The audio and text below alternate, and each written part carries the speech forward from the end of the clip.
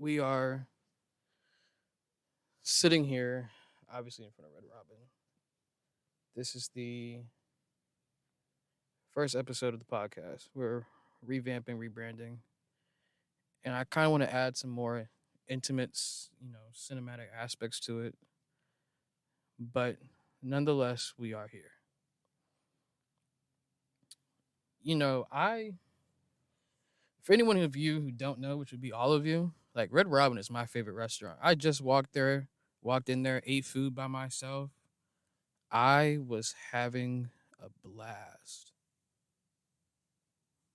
A lot of people look at me though, a lot weirdly. I don't think everyone's used to like solo dolos when you walk into restaurants, but like anyone who's out there trying to practice, self care, and not in a way that like you're overdoing it, but in the sense of like you're genuinely caring for yourself. Whether it's going out by yourself, whether it's going to the movies by yourself, whether it's creating by yourself, expressing emotions by yourself, sadness, whatever the case may be, being the safety that you want to see in others is very important when it comes to your self-care. And so that's what I was self-reflecting and like staring at this Red Robin line, staring at this Red Robin sign like really reminded me of like I don't know, like cinematic films or like cinematic shots with the rain in the background. I'm not gonna lie, it's hard, but it also gave me like moments to self reflect.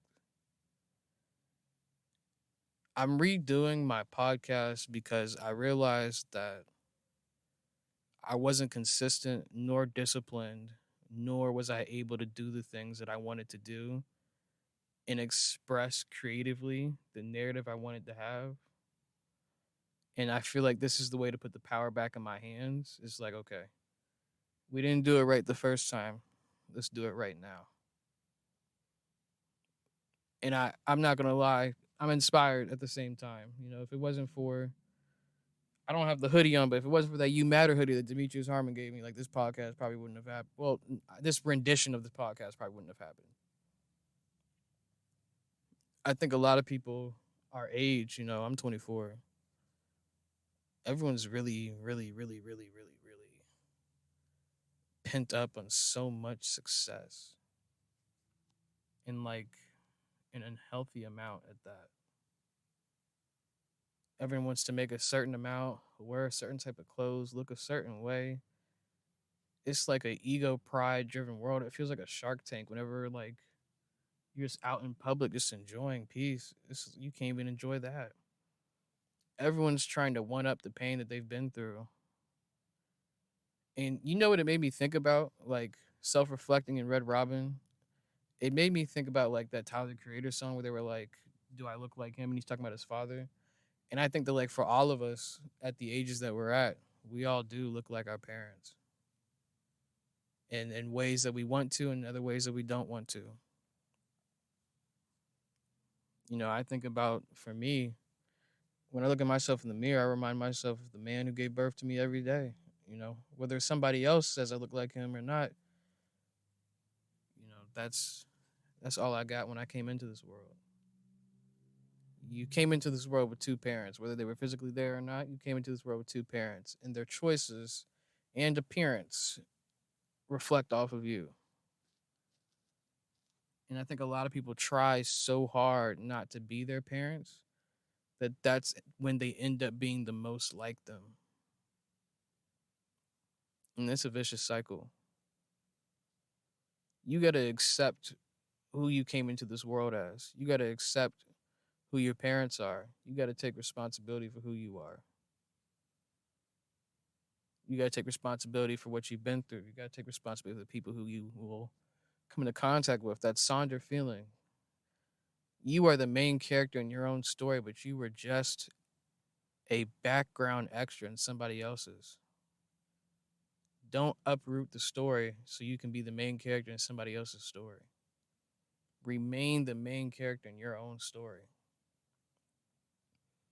No matter what somebody did, hold them accountable, express how you want to feel, but understand that it should not remove you from the point of view that you have in your story. No matter what somebody does to me, I should remain the main character in my own story. No matter like what I've dealt with in the past, I need to remain the main character in my story. And for the people that you end up loving later down the line, you got to be able to make them your secondary main characters in your story. And how can you do that if you're not the main character in your own story? You got to manage that. We all do. And there comes a certain point in time where you have to question like the brutality of our youth. You know, whether it be like everyone thinking our brains not developed to make the proper decisions, or we're young, forget it, why not? Let's just do it. And it's like both extremes are bad. Where's the happy medium? There's so much expectations and yet lack thereof at the same time that it just creates, I believe, to be a dysfunction amongst us. And I'm not even exclusive from it.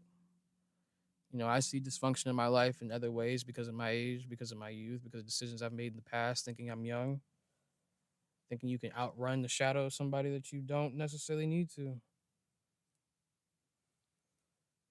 We always got to keep that in mind.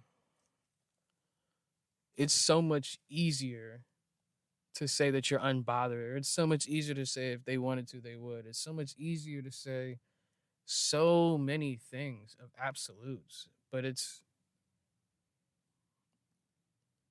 somewhat ignorant in a sense to think that everyone around you is going to treat you like the main character. It's not their job to. Expect everyone to treat you the way that they've always shown you.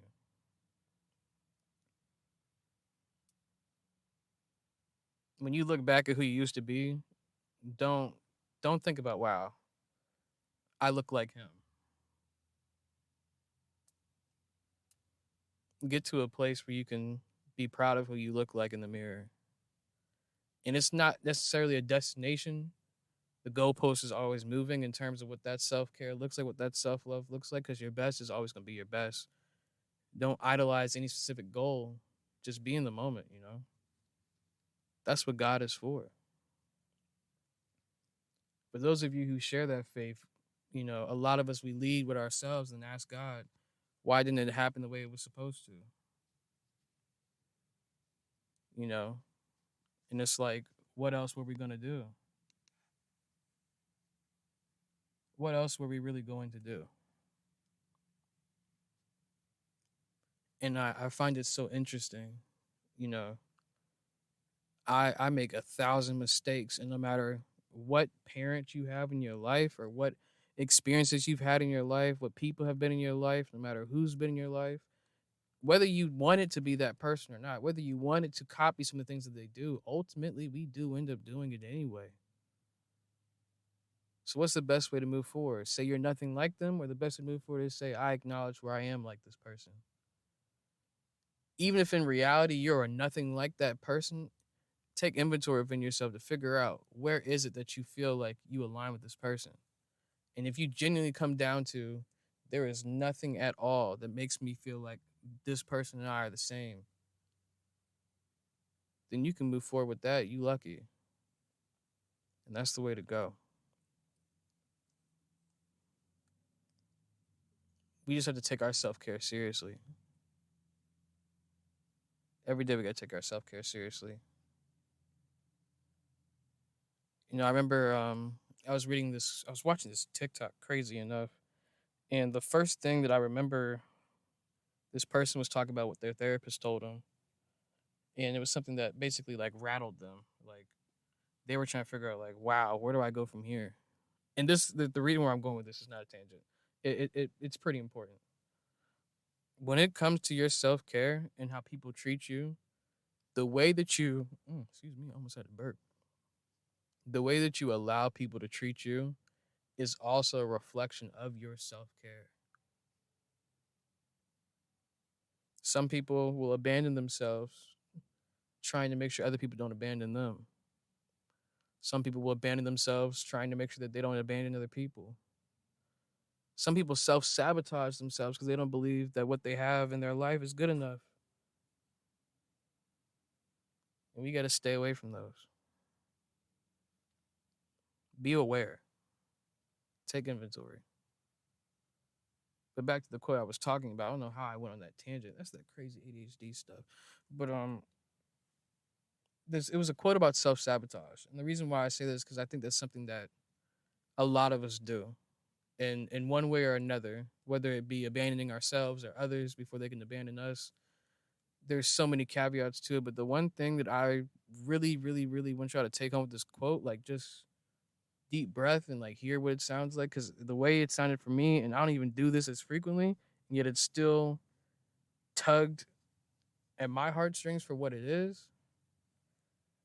Self sabotage gives you the illusion of control. If you can't control everything else, you control how you burn it down. I'm gonna say it again. No, Dr. Umar, because Dr. Umar like to repeat himself. I'm gonna say it again. Self sabotage gives you the illusion of control. If you can't control everything else, you control how you burn it down.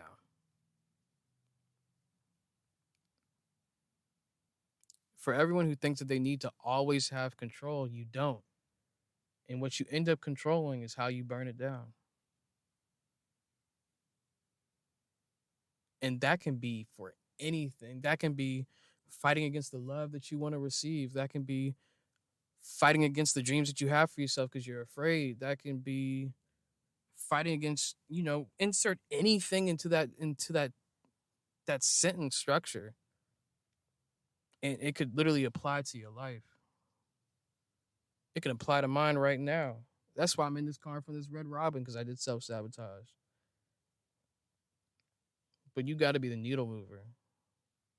And I'm not saying I always will be. I just want to be transparent. I am not ever claiming that I've achieved enlightenment. I'm not going to claim that I'm at my perfect self. I'm not going to complain. I mean, not complain.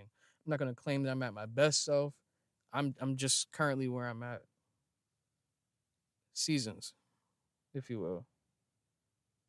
We all are in seasons. And as Lauren London says, like I just don't want to miss my mark, you know? Whatever God has in store for me, I want to be right with him, seeing, okay, I see how this works in my life. Okay, I see how you want me to do this. All right, I'm not sure how about this, but I'm listening and I'm patient. I want to be in that season of surrendering. Whether it's easy, whether it's hard, whether it's difficult, whether it's tedious, whether it requires patience, whether it's painful, wherever God is where I would like to be at. Is where I would like to thrive at. But keep that in mind.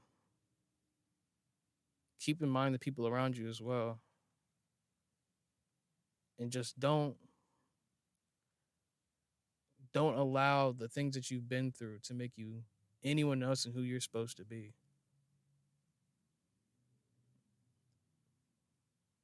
Because ultimately, when you look in the mirror, you'll just end up like him.